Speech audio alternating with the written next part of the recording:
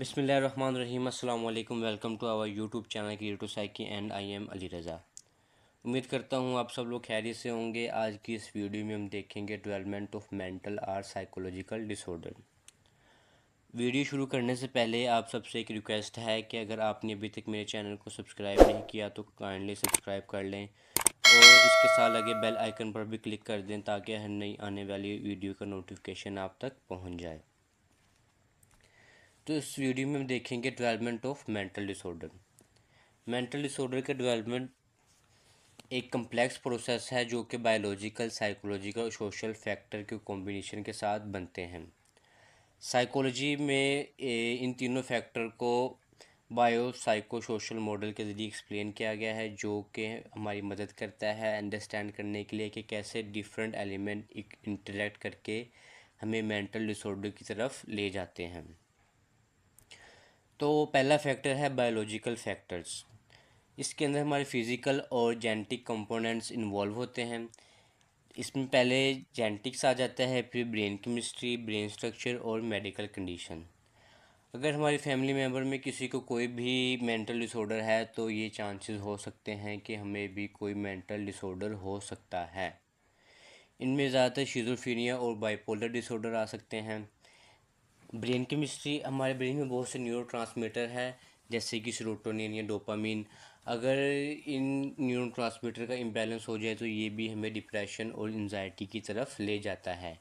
Then brain structure, अगर हमारा brain का कोई भी हिस्सा जो डैमेज हो जाए या कोई भी इंजरी हो जाए तो हमारे ब्रेन का हिस्सा जैसे कि एमिगडाला या हिप्पोकैम्पस अगर ये डैमेज हो जाए तो ये हमारी इमोशन और बिहेवियर पर इन्फ्लुएंस करता है।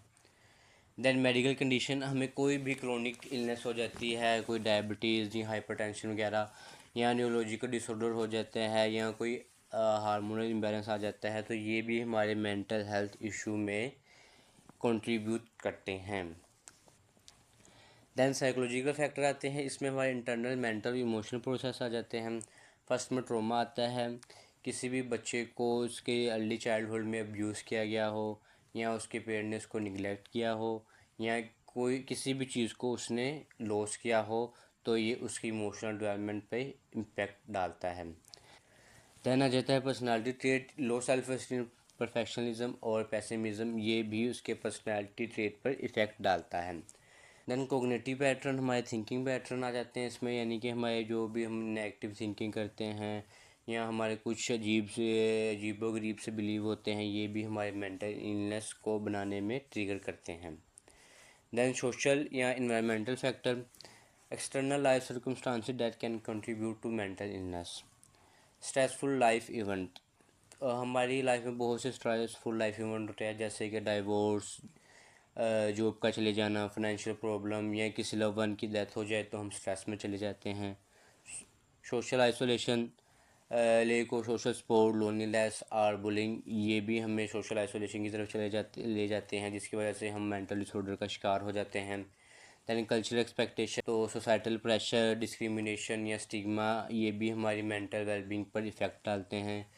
फैमिली इन्वायरमेंट डिसफंक्शनिंग या अब्यूसिव फैमिली डायनामिक्स, ये भी एक मेजर रिस्क फैक्टर है मेंटल डिसऑर्डर होने का।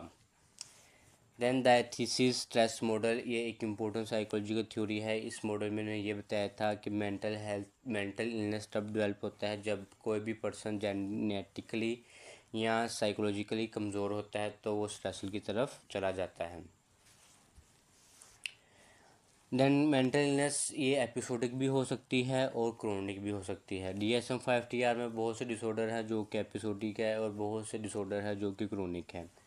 एपिसोडिक का मतलब ये है कि कोई भी डिसऑर्डर जो कि एक टाइम पे किसी भी पर्सन को हुआ है, उसने ट्रीटमेंट लिया और वो ठीक हो गया और कुछ देर बाद वही इवेंट दोबारा कर हुआ जिसकी वजह से उसको पहले डिसऑर्डर हुआ था, तो चांसेस हैं कि उसको दोबारा वही डिसऑर्डर हो जाएगा।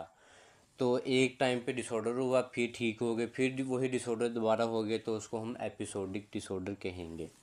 क्रोनिक डिसऑर्डर वो जो कि लंबे अरसे तक चलता है, इसमें शिज़ोफ्रेनिया और बाइपोलर डिसऑर्डर आ जाएंगे। ये लाइफ लॉन्ग होते हैं लेकिन इनको मैनेज किया जा सकता है ट्रीटमेंट के साथ।